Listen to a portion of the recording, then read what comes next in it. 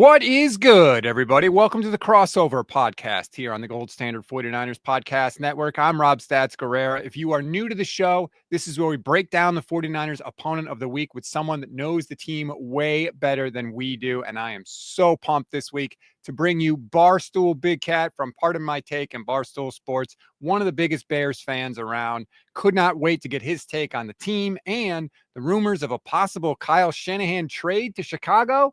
Let's get to it. A man who needs no introduction, of course, from Barstool Sports, Big Cat. Dan Katz is here. What's up, sir? Hey, what's going on, Stats? I'm excited for this football game on Sunday we're going to talk about. I'm also excited to possibly steal your coach. Okay, so let's start there. Let's start with that because that's like my life now, because there is a segment of Niner fans that are like, Kyle Shanahan sucks. Get rid of him. Fire him. His offense sucks. Right now, if I told you could have Kyle Shanahan, would you want him? I would do anything for him. I would cut off a pinky for him. I don't know what this is. This is unfortunate what happens in the NFL, and it's happened. I mean, the Bears fired Lovie Smith in a 10-6 year. Now, obviously, there's some context that needs to be there because they started 7-1 and they fell off the end. But and I think Kyle Shanahan's a better coach than Lovie Smith ever was. But there is definitely something to be said about championship windows and the message maybe getting stale. And I don't think it's a situation where Kyle Shanahan is not lost anything as an elite coach, but I'm hoping maybe change of scenery is what he needs, and we could be the benefactor of that. So is there anything in your mind that says, hey, it's not that he's a bad coach, it's that maybe this iteration of the Niners needs a rehaul and a rebuild, and guys are getting older, and it's going to have to we're going to have to go through a little pain and then restart? They definitely need to turn the roster over for sure. It's been 8 years. They're at the end of their run now. They need to refresh the roster. But I don't know why you would get rid of the guy that built the roster in the first place in favor of some random dude that you don't even know if they can do it. At least I know Shanahan can do it because he's done it before. Right. And he's like, if the Niners let go of Shanahan, I actually don't think the Niners, I think the Niners are well run enough that they would never fire him. It's more, does Kyle Shanahan want to change the scenery? Because that I could see. But yeah, they would be so stupid to get rid of Kyle Shanahan because he is an elite coach, and it's hard to find those. I mean, the Bears have been going through the coaching carousel since Lovie. So yeah, I'm in that point where I'm just looking for anything, just, wishful optimists, hoping that maybe Kyle Shanahan's like, oh yeah, maybe I would like to coach Caleb Williams, and maybe that would be fun and do something different. I know it's not going to happen, but I can dream. Yeah, winters in Chicago sound pretty good to me. Yeah. This is what I'm thinking about Kyle Shanahan. I'm thinking about Ben Johnson. I'm thinking about trading for Sean McVay. Like, my mind's getting crazy. Okay. So there's a lot of things that are going around. I know none of these things are probably going to happen, but we're probably going to end up with the fourth best OC on the market. But this is like from now until we hire the new coach. That's my favorite part as a fan, because I can be hopelessly optimistic and believe things that are never ever going to occur. So I was going to ask you, like, the vibes of the team right now. Are you like bummed because it didn't work with Eberflus, or no, just happy that he's gone? Happy he's gone. He should have been fired last year. Everyone with the brain knew that. I was in the camp of I desperately wanted Jim Harbaugh last year. I was making merch trying to get Jim Harbaugh. I was in the camp, though, that, listen, when it was clear he was not going to get fired, it's like, all right, well, I'm gonna root for the guy. I want him to do well, but these are the things we saw last year. We saw his first year, the team was built to lose. So as much as you can, he only won a couple games. Well, that was by design. But he never had command of late game situations. He always felt like we always felt like we went into a game and the other team had the coaching advantage, no matter who the coach was. And it was very clear after the Cardinals game and especially the Patriots game that this team had lost its way, and he was part of that. And then they just invented new ways to lose every single week. And so I'm happy he's gone. I think it's actually unfortunate for you because I think that the Bears are going to get a really nice bounce this week with Thomas Brown, and reading all the quotes and the vibes. Eberflus was hated at the end. I mean, Jalen Johnson basically undressed him in front of the whole team after the Detroit collapse. So this happens a lot in the NFL where a new coach comes in and a guy gets fired and everyone has that little extra juice, and I think you'll get that from the Bears on Sunday. 100%. The interim coach bump. Jeff Saturday won his first game when he became the Colts head coach after just being on ESPN. Right. Darren Rizzi was doing it with New Orleans this year. They looked like the worst team in football, and they won 2 games in a row. And so, yeah, and I think there's also that part of a coach getting fired where guys have to look in the mirror and be accountable for the fact that they were part of a coach getting fired. And you also have the element. I know Ryan Poles is staying, so and he brought in a lot of these guys.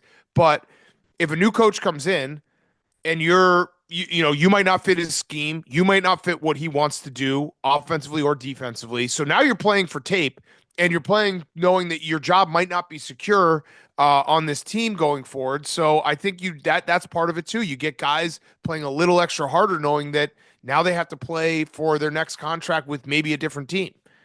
I did think of you on Thanksgiving when all that time is ticking off the clock. It reminded me of you with Coach Doug's when you're trying to get the timeout and it's not working.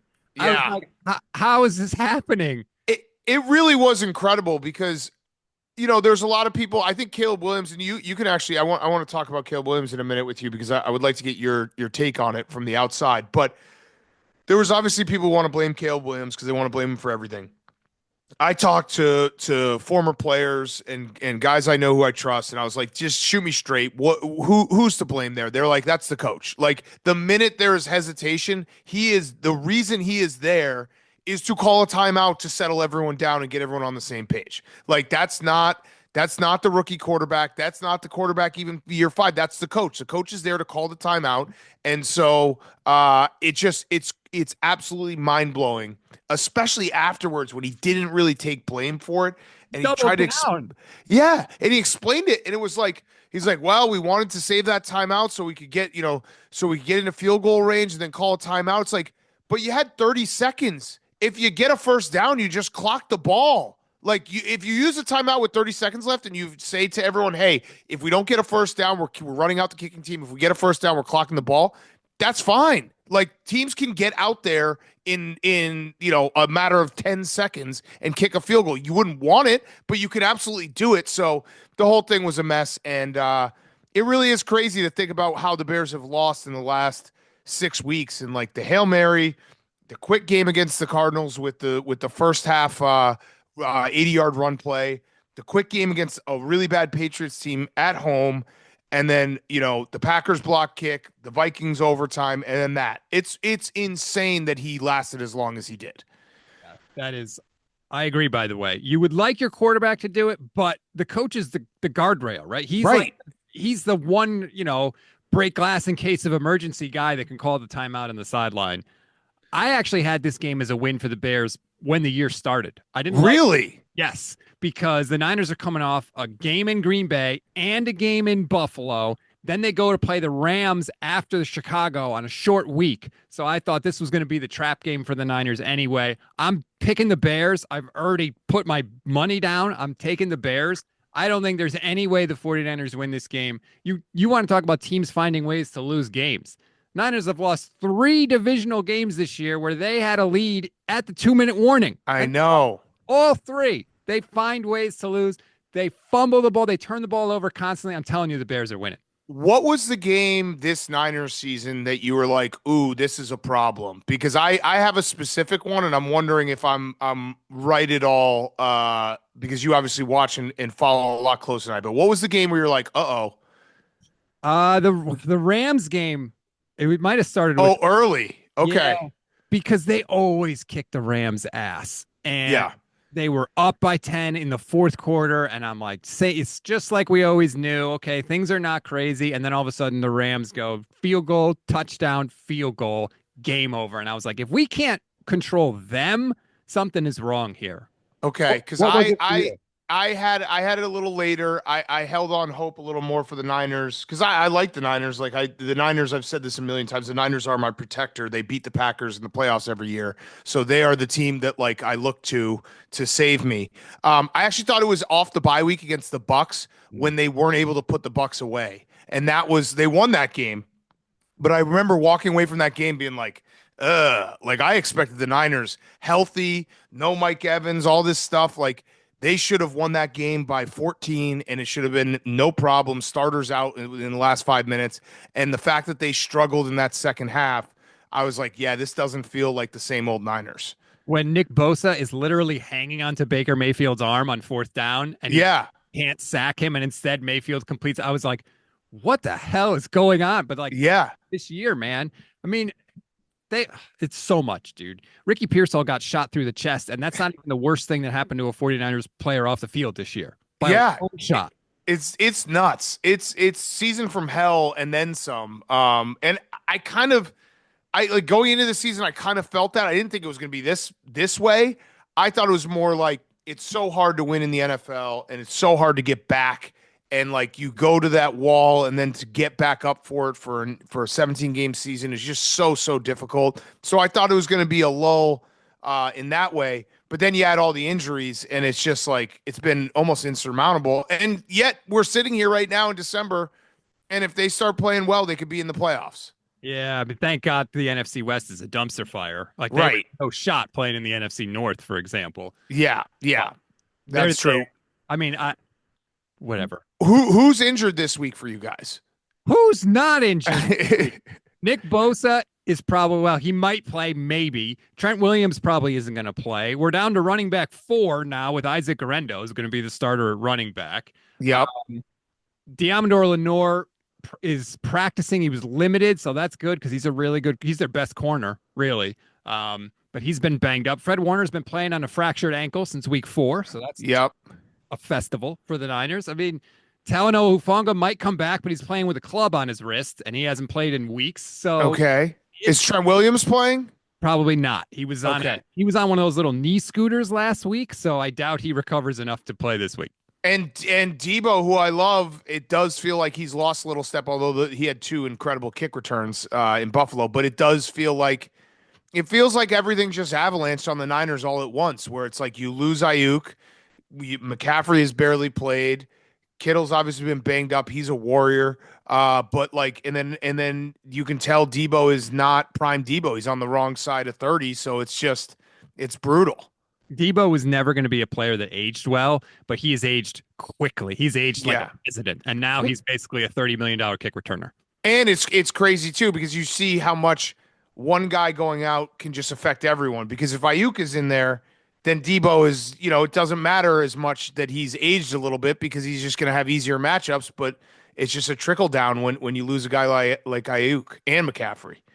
Exactly. At the same time, which is just horrible. Yeah. When it comes to this game, I think Caleb's going to have time to do whatever he wants to do back in the pocket. And if he can't throw it, he's going to be able to run it wherever and whenever he wants to. So, I mean, Caleb, obviously the sacks have been a lot this year, but the last 3 weeks with Thomas Brown calling the games has been a lot different. The first half of the Lions game was not great, but it was very clear Shane Waldron was doing too much. His route trees made no sense. There was just guys weren't getting open. They weren't using DJ Moore correctly. They weren't putting him in the slot. They weren't using his speed. And now with Thomas Brown, it's very clear that it's been hammered into Caleb like, hey, just play. Just go and play. Take the easy ones underneath when you need to. Not every play is going to be a home run. And he's getting the ball out so much faster. And the offensive line obviously is playing better because when your quarterback doesn't stand there trying to read, 5 progressions, and he just sits there and is like, hey, I'm DeAndre Swift's open underneath, boom, hit him. So it has been a little better. We're banged up, obviously, as well. Darnell Wright got hurt in the Lions game, which is significant. But I'm curious for this with Caleb. I think Caleb, obviously I'm biased. I think Caleb is the real deal. I think he's phenomenal. The public national perception, and maybe it's because he's played in a couple primetime games that have not gone well. The Texans game week 2. Obviously, the Lions game, the end of that. Um, it's very bizarre to me, but it feels like everyone has like, or at least a lot of the country has been like, yeah, he's a bust, and they should have picked Jaden Daniels and Bo Nix. And Jaden Daniels, Bo Nix are great. I feel really confident about Caleb going forward, especially given everything that has been against him this year in terms of Shane Waldron and Matty Eberflus. I mean, to me, all the stuff he does like really well is all the stuff you can't teach. He Right. had a throw the other day where he's rolling out and he drops it down the sideline like 25, 30 yards, and it's not on a rope. It's with touch and perfect accuracy. And I'm sitting there like, holy shit, Yeah. like that is mutant stuff. The other stuff, the reading and defense stuff and the play calling stuff and all that, like the not calling the timeout, you can learn all that stuff. Like, Yeah. you can fix that. I would much rather have that guy. Like, I can't make Brock Purdy's arm any stronger, no matter what I do. So it's cool that he does a lot of the other stuff well, but I feel like there's a bit of a ceiling there. Whereas with Caleb, like, dude, when he gets that other stuff figured out, holy hell. Yeah, I mean his deep balls have been inaccurate this year, which I think will get better with time. It could be mechanics, could be also just the offensive line and holding onto the ball for too long. But yeah, I don't know why everyone. I think it's also just LOL Bears, where people like to just shit on us. But and people always say I'm like coping or saying something crazy, but I really do feel confident in Caleb Williams going forward. And it's weird because I think the Bears will probably fuck up this head coach hire because they're so dysfunctional. But Caleb Williams is keeping me alive because it's like he's something that I've never seen before. So, and he makes plays and makes throws that we've never seen before. So, yeah, I'm excited about the future. Obviously, this season stinks. I'd like to win at least one more game. That's all I'd want to do because I do think if you end up losing, it would be, I don't know, 11 in a row or something. That's probably not great for the locker room, for Caleb's, confidence. But I also want a good draft pick because it's clear that this team has holes and we need to fix a lot of stuff. Plus, we do this thing, especially with guys that are picked really, really high, where we're like, Caleb Williams, holy crap, he's a generational prospect. And then we build these guys up like an incredible amount before they ever come into the league, right? What do we hear? It's the best situation for a rookie quarterback any rookie's ever. I said that. That was stupid of me. I said that. I've been having to apologize for that everywhere. And then if he doesn't fulfill the expectations that we set, then we shit all over him. Right. Like, well, damn, he didn't say all that stuff about himself. We said it about him, and now we're mad that he didn't live up to our expectations. Right, and I do think it's also like I said, the primetime games can be a real deterrent if you don't, like Jaden Daniels is phenomenal. He's incredible. He's sensational. He had a primetime game against the Bengals that was out of this world good. Caleb had a primetime game against the Texans that was out of this world bad, and a lot of people go from that because they're not able to watch every game on Sunday. True. Yeah. It's just like, all right, here's your chance. Impress me. And this will form my opinion of you from now until the end of time. And I also think, like, weirdly, I think this actually is going to be one of those draft classes where it's like we look back and we're like, holy shit, those were some incredible quarterbacks. Like, I think Drake May's good. So I think we're so conditioned to assume that half of the quarterbacks are going to be a bust just by nature, which they usually are. But every now and then there is a draft class where it's like, wow, there's 4 or 5 guys there that are going to play in the league for 10 years. And that's how I feel about this draft class. I don't blame you. And I think that if the Bears do get this head coach search right, you could feel a lot better about Caleb Williams, like literally in a year from now. Yeah, they're going to mess it up. They just don't run operations the right way. I mean, tell me this, John Lynch the buck stops at John Lynch, right? With the Niners. Well, it really stops with Kyle. Okay, but like John Lynch he's the GM. What's his official title? Is the president? He's like the GM. He just got like a fancy new title now, like president of player operations or whatever the hell it is. Right, but he's like doing the like executive like big picture stuff. But yeah, Kyle gets basically say over the roster is what you're saying? Yep. And that's exactly how a good organization runs. We have a guy who Ryan Poles, who I think has done really good stuff and I'm a fan of, who is pretty much kneecapped because Kevin Warren is now running the show, who doesn't know football because George McCaskey, who owns a team, is admitted to not knowing football. So the whole thing is a disaster. And it's like, all I want is a John Lynch or someone like that who is like who's seeing over everything and just says, "Hey, you know football, go do it. Go make the decisions. You make these calls. I know football too. I'll tell you if you're doing something stupid, but other than that, go run the team." That's all I want. Have you seen that thing floating around about how basically since Jay Cutler, the Bears have never had the Yep. coach quarterback alignment? We never do. Yeah. I mean, we've done it all. We have, I mean, we drafted Mitch Trubisky and didn't tell John Fox. John Fox didn't know we were drafting Mike Glennon was brought to Chicago and paid millions of dollars to be the starter. He threw out the first pitch at Wrigley, and he was doing a fan draft watch party when we drafted Mitch Trubisky. And then the same thing happened. Yeah, like Matt Nagy took over for, inherited Mitch Trubisky, and then we got rid of Mitch Trubisky because he wasn't Matt Nagy's guy. We drafted Justin Fields, then we got rid of Matt Nagy. It's just so stupid. They're a mom and pop shop. This is a franchise that has been owned by the same family for over 100 years, and it's just they don't know football, and they don't care to know football. The Bears, the quintessential Bears is they essentially run the organization like this. They want to catch lightning in a bottle every like 5 to 10 years, and you can look at our history, and it's basically that, where it's like go to the playoffs, maybe win a playoff game, and that's good. Not build the team the right way for longevity. Just try to be like, oh, maybe everything broke our way this year, and we went to a divisional round and we lost, but it was cool. That's not very good. No, it sucks. It sucks. So wait, so let me ask you this. So what's the fix for the Niners? Are they gonna pay Purdy and then start shedding guys? Yeah, I think either way with Purdy, like whatever happens with the Purdy, they got to shed guys. Like Kyle Juszczyk, this is his last year. I think Debo's going to be gone after this year.